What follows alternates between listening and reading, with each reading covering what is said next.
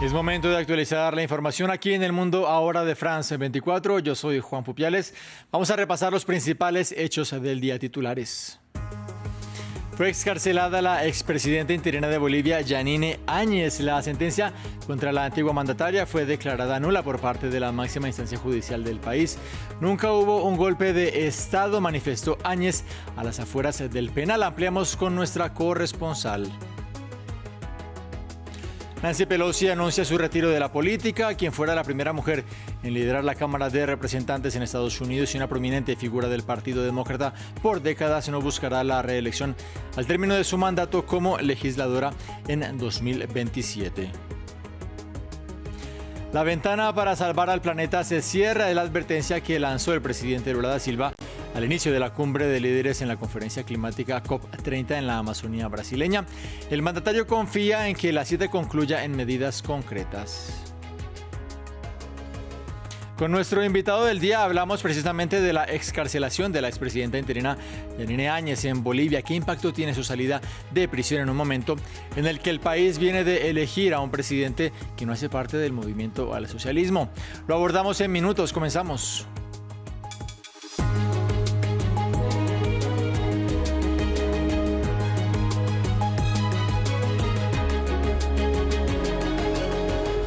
Damos inicio en Bolivia porque en las últimas horas salió de una prisión de La Paz la expresidenta interina Yanine Áñez. El juicio por el cual había sido condenada fue declarado nulo ayer miércoles por parte del Tribunal Supremo de Justicia. Conectamos en este momento con nuestra corresponsal Natalie Iriarte, quien se encuentra en la ciudad de Santa Cruz. Natalie, ¿qué nos puedes contar acerca de esa excarcelación de Áñez? ¿Hubo algún pronunciamiento por su parte? Claro que sí, la presidenta salió visiblemente emocionada, con lágrimas y con la voz entrecortada ante una gran cantidad de gente que fue a recibirla a la salida del penal de Miraflores, donde estuvo recluida casi 5 años. Y las primeras palabras que ella dijo fue: tuvo que irse el monstruo, refiriéndose al partido del Movimiento al Socialismo de Evo Morales y de Luis Arce. Y dijo, tuvo que irse el monstruo para que se entienda que no hubo un fraude electoral, el cual era el proceso que la llevó a ser condenada por 10 años, de los cuales cumplió casi 5. También dijo que una de las cosas que más la quebró durante estos años fue la presión política, la persecución y los procesos que se pusieron en contra de su hija Carolina, quien fue básicamente quien defendió durante todos estos años a su madre y se volvió una activista viajando por todo el mundo para defender los derechos de los llamados presos políticos durante todo este proceso que se calificó por un lado por el oficialismo de golpe de Estado y por otro lado por un fraude electoral que culminó con la forzosa renuncia de Evo Morales después de que en las calles se haya hecho una protesta muy grande en el país en el 2019. Recordemos que Áñez asumió luego de todas estas renuncias y según los juristas especializados fue una forma legal lo que le tocaba a ella justamente porque era una cosa constitucional que le toque el mandato. Áñez dice que no se arrepiente de estos 5 años. Natalie, profundicemos en el caso de Áñez. ¿Por qué fue condenada y terminó pagando esos más de 4 años de cárcel?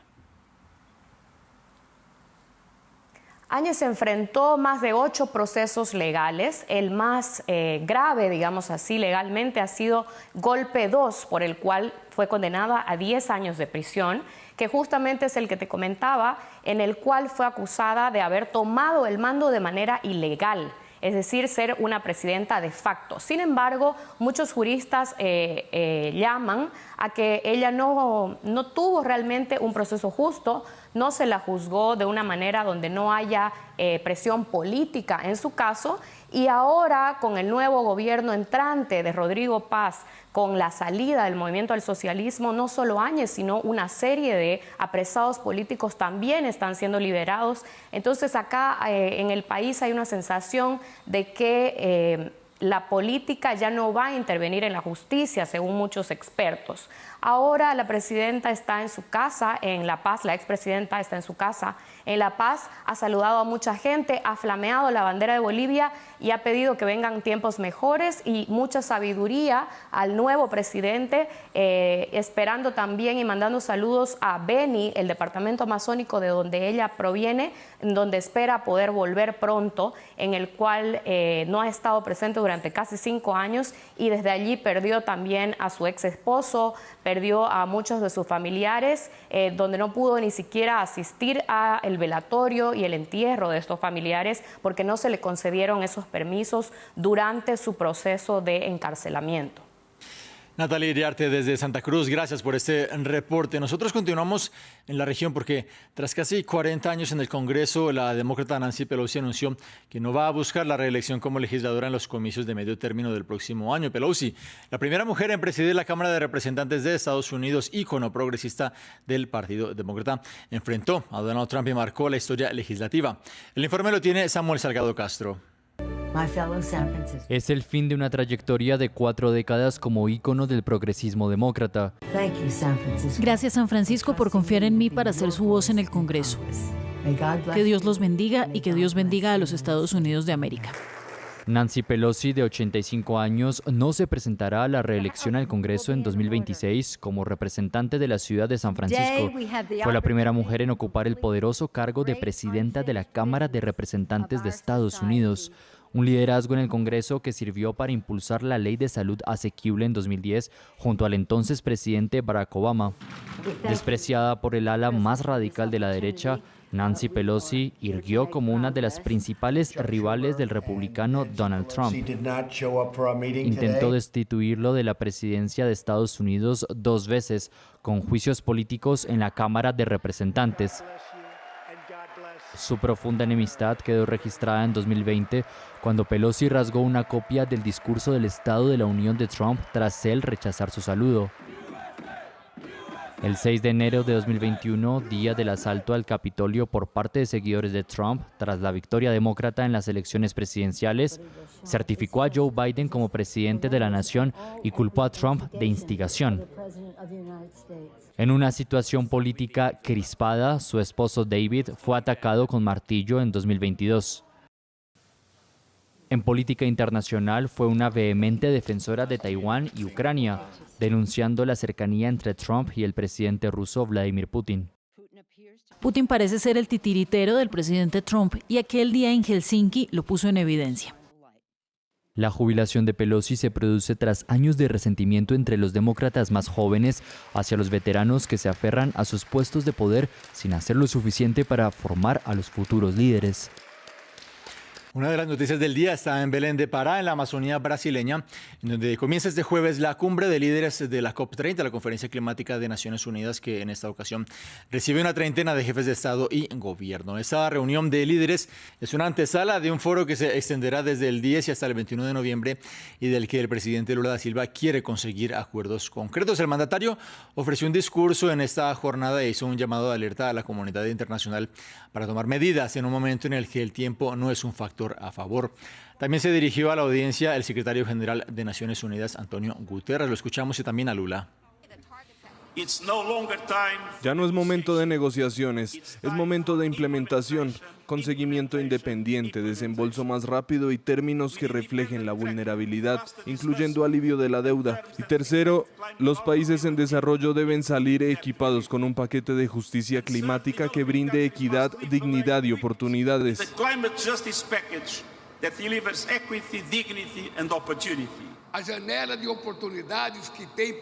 La ventana de oportunidades para actuar se está cerrando rápidamente. El cambio climático es el resultado de las mismas dinámicas que a lo largo de los siglos han fracturado nuestra sociedad entre ricos y pobres y han moldeado el mundo. Nuestra sociedad entre ricos y pobres y fundir el mundo entre países desenvolvidos en desarrollo. Este jueves comenzó en Argentina el juicio por la megacausa de corrupción denominada causa Cuadernos, que tiene sus orígenes en 2018, cuando el diario local La Nación aportó a la justicia varios textos en los que había anotaciones de la supuesta entrega de dinero por parte de grandes empresas, presuntamente utilizado como soborno para acceder a contratos con el Estado. Para tener más detalles sobre la causa que comienza en Buenos Aires, nuestro corresponsal en Argentina, Natalio Cosoy, nos compartió el siguiente reporte. Según la acusación, entre 2003 y 2015 una asociación ilícita recaudó dinero de empresas de construcción, energía y transporte a cambio de la adjudicación de contratos con el Estado. La principal figura entre los acusados es la expresidenta Cristina Fernández de Kirchner, quien aparece señalada como cabeza de la asociación ilícita. Pero esta causa, considerada la más grande de su tipo en el país, tiene un total de 87 imputados. 22 de ellos son exfuncionarios y 65 son empresarios, algunos de los más importantes del país. 21 imputados firmaron acuerdos de colaboración bajo la figura de arrepentidos. Por otra parte, 47 empresarios y 4 exfuncionarios ofrecieron grandes sumas de dinero como una reparación integral para evitar el juicio. Pero la propuesta fue rechazada por la justicia. En una publicación en la red social X, la expresidenta Fernández de Kirchner, quien ya cumple en prisión domiciliaria una condena de 6 años por otra causa, dijo que este jueves comienza otro show judicial. Se espera que el juicio pueda durar varios meses e incluso años. Cambiamos de tema, vamos a Medio Oriente, hablamos de la guerra en Gaza. En Israel, el Instituto Nacional de Medicina Forense, Abu Kabir, identificó este jueves el cadáver entregado anoche por Hamas como perteneciente al estudiante tanzano Joshua Loitu Molel, quien fue asesinado por Hamas el 7 de octubre de 2023, mientras trabajaba en una granja del kibutz Nahal Oz.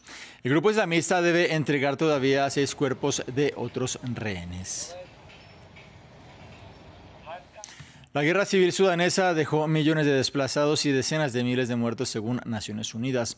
Mientras el organismo de derechos humanos de la Institución Mundial anunció una reunión de emergencia, los paramilitares de las fuerzas de apoyo rápido anunciaron estar dispuestas a llegar a un acuerdo para un alto el fuego. El informe lo tiene Albert Naya. Un escueto comunicado que da esperanzas a Sudán. Las fuerzas de apoyo rápido dejaron la puerta abierta al cese de hostilidades. Una propuesta que, según los paramilitares, viene de un grupo de países formado por Estados Unidos, Egipto, Emiratos Árabes Unidos y Arabia Saudita. En respuesta a las aspiraciones e intereses del pueblo sudanés, las fuerzas de apoyo rápido confirman su acuerdo para participar en la tregua humanitaria propuesta por los países del Quad. La propuesta llega después de que las fuerzas de apoyo rápido tomaran la estratégica ciudad de Al-Fashir y el Consejo de Derechos Humanos de la ONU decidió reunirse de emergencia a partir del 14 de noviembre. Según apunta una fuente del ejército sudanés en condición de anonimato a la agencia AP, la tregua se aceptará solamente en caso de que el grupo paramilitar deponga las armas y se retiren por completo de las zonas civiles. Y mientras los altos mandos debaten la posibilidad de un cese el fuego, los desplazados siguen acumulándose por todo el territorio. A las afueras de Al-Fashir, Tawila acoge a unas 60.000 personas que tuvieron que huir de la ciudad. Otros corrieron hacia el norte. En Ad-Daba siguen llegando altos flujos de desplazados. Vivimos una crisis muy grave en Al-Fashir, con bombardeos continuos de drones, artillería y balas perdidas. La comida también se vio afectada. Fue un asedio total. No había nada de comida. Llegamos al punto de comer ombas y luego ni siquiera había ombas. Y todos los días nos acosaban. Las cifras de la ONU apuntan que la guerra civil sudanesa ha provocado más de 40.000 muertos, pero las organizaciones humanitarias afirman que la cifra podría ser superior. En cuanto a los desplazados, la ONU apunta a más de 8 millones. Pasamos a noticias de Francia. 3 semanas después del robo en el Louvre, el Tribunal de Cuentas francés ha publicado un informe sobre la seguridad general del museo. El documento, redactado antes del hurto, sostiene que el museo priorizó proyectos vistosos frente al mantenimiento de sistemas críticos, debilitando la seguridad del lugar. Veamos. Incrementar la seguridad y cambiar el orden de prioridad. Ese es el resumen de un informe que el Louvre estaba esperando y que se redactó antes de que los ladrones se llevaran joyas reales. En un documento de 154 páginas, el Tribunal de Cuentas de Francia señaló múltiples problemas en la gestión del Louvre desde 2018. La Cour fait le constat El tribunal consideró que el museo había dado prioridad a medidas visibles y atractivas en perjuicio del mantenimiento y la renovación del edificio y de las instalaciones técnicas, en particular la seguridad. Según el tribunal, el museo ha sido demasiado lento a la hora de modernizarse. Afirmó que no priorizó la seguridad a pesar de que se habían señalado deficiencias en una auditoría anterior. El año pasado, el 39% de las salas del museo estaban equipadas con cámaras. Para el periodo de 2018 a 2024, el Louvre invirtió solo 3 millones de euros en su plan de seguridad, y eso significa que solo destinó el 4% de los 83 millones de euros estimados que se consideran necesarios. El informe también recomienda que el museo reduzca sus adquisiciones de obras, aumente el precio de las entradas, renueve sus plataformas digitales y realice cambios en la forma de operar. La gestión del museo más grande y más visitado del mundo solo puede juzgarse de manera justa si este juicio se basa en una perspectiva a largo plazo. Tras el robo, la directora del Louvre, Laurence Descartes, declaró ante el Senado francés que los planes de seguridad del museo no habían sufrido retrasos. Para debatir el informe y la gestión del Louvre, se ha convocado una reunión de emergencia del Consejo del Museo. Terminamos con música porque el rapero argentino Bizarrap se unió con el que para muchos es el máximo exponente del reggaetón para su más reciente colaboración. Nueva temporada ya empezó, dale play. Sonido de abajo, Bizarrap suena el bass. Código 787 alias el calentón. Por la batería que llegó el reggaetón. Hablamos del puertorriqueño Daddy Yankee, quien es el invitado de esta sesión titulada 066. Este jueves se conoció además que ambos artistas estarán al frente del espectáculo de medio tiempo en el partido de la NFL en Madrid el próximo 16 de noviembre entre los Miami Dolphins y los Washington Commanders en el estadio Santiago Bernabéu, primer partido de la Liga Profesional de Fútbol Americano en España.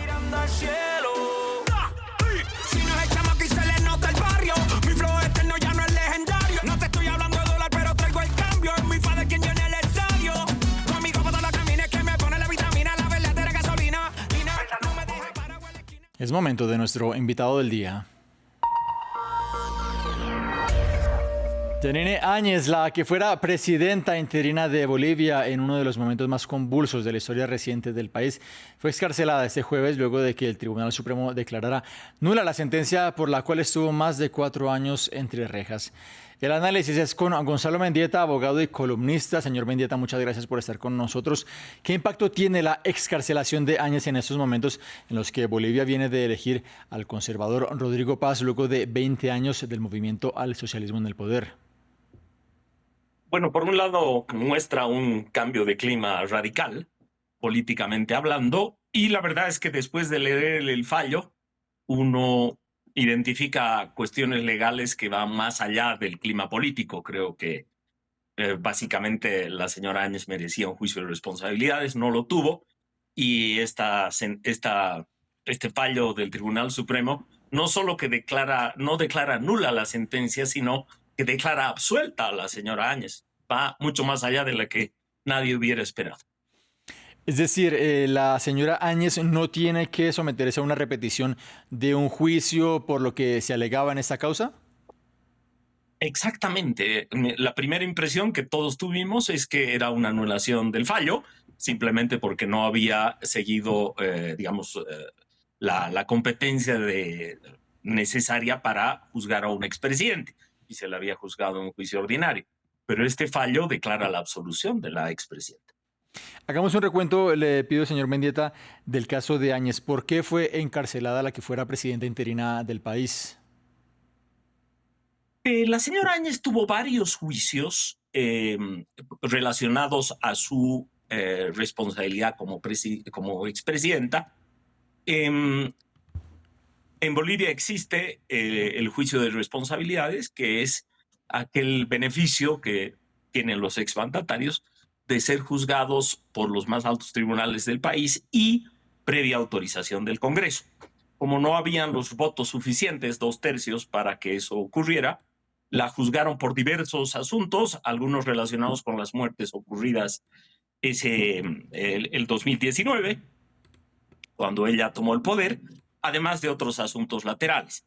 Este fallo se ocupa de determinar también no solo la tipicidad jurídica y cómo deben interpretarse la comisión de delitos, sino de advertir que no se puede usar las reglas penales de un modo laxo y que para que haya una responsabilidad personal tiene que constar, por ejemplo, la orden del personaje a quien se acusa o en este caso se ha sentenciado, y llega a la conclusión de que ninguna de esas cuestiones sean adecuadas en ese proceso. Estamos hablando concretamente de esas acusaciones, de la represión por parte del ejército, de la policía. Unas acusaciones, para ser más concretos, de la Defensoría del Pueblo habla de 36 muertos en una situación que tuvo una crispación de violencia, sobre todo en Cochabamba y El Alto. Por lo que usted me dice, no hay en este momento entonces ningún señalamiento de responsabilidad contra Áñez por estos hechos. De hecho, hay un análisis jurisprudencial bastante profundo respecto al estado de necesidad constitucional, digamos, que hace en una emergencia un Estado para tomar medidas, y llega a la conclusión, no es una conclusión, digamos, no ponderada a mi juicio, pero llega a la conclusión, es la primera vez que lo veo en un fallo, de que si bien eso no puede suspender el derecho está también para servir al régimen constitucional. Es una reflexión, yo diría, bastante novedosa y que habrá que meditar más, pero en todo caso el fallo dista mucho de ser trivial.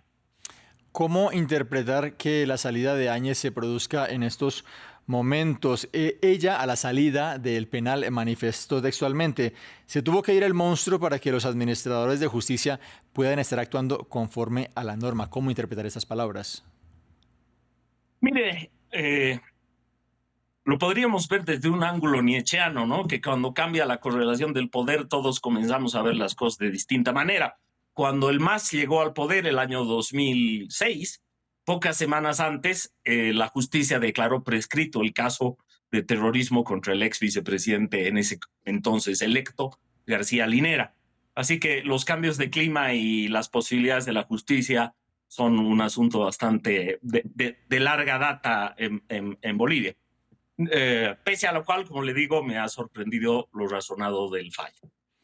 La familia de la expresidenta interina afirmó que ella va a estar presente este sábado en la toma de posesión del recién elegido presidente Rodrigo Paz. ¿Qué se sabe, señor Mendieta, de esta relación entre Áñez, quien tiene un pasado como legisladora, y Rodrigo Paz? Mire, yo no creo que tengan realmente, no tuvieron relación política. El año 19 Rodrigo Paz ni siquiera era todavía parlamentario, como lo fue después de la elección del 2020. Y el gobierno de la señora Áñez fue, la verdad, bastante malo. Entonces, no creo que tampoco le reportara muchos beneficios una vinculación política, pero ciertamente, así como se ha invitado al expresidente Evo Morales, la expresidenta está invitada como los demás y seguramente estará ella sí presente. ¿Cómo ha recibido el país en estas últimas 48 horas esta noticia de la anulación de la sentencia contra Áñez y ahora de esa excarcelación? ¿Cómo se vive esto en un momento de cambio, como mencionábamos al inicio de esta entrevista?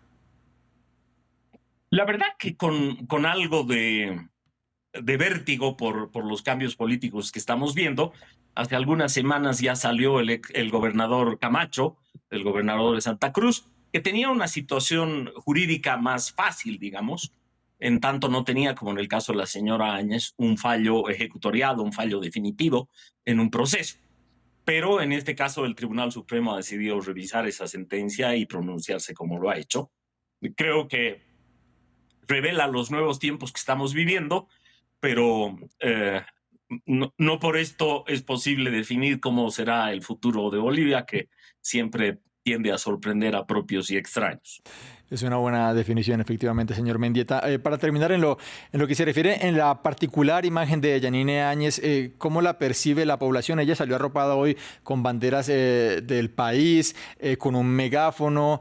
Ella siempre ha sido una figura que le ha gustado mostrarse. ¿Cómo la percibe? Sé que es una pregunta muy difícil de responder porque es difícil definir la opinión de un país, pero digamos en términos generales, ¿cómo es percibida ella en Bolivia? Yo diría que, como usted insinuaba, hay muchas audiencias, ¿no? Y algunas con una visión dura, otras con una visión, diría, comprensiva. Mi impresión es que, en general, se admite, yo incluso creería en quienes no han sido devotos de ella, que los años de cárcel fueron injustificables porque lo mínimo que hubiera procedido, como admitió este gobierno y como en alguna intervención admitió el propio Evo Morales, un juicio de responsabilidades, pero decidieron hacerle un juicio ordinario para castigarla y para dar una lección política, ¿no? Creo que eso me parece que queda independientemente de las diversas opiniones sobre su gestión como presidente. Gonzalo Mendieta, abogado y columnista, muchísimas gracias por haber estado con nosotros aquí en France 24.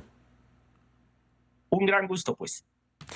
A ustedes también del agradecimiento. Es momento de que hagamos una breve pausa. Ya regresamos con más noticias.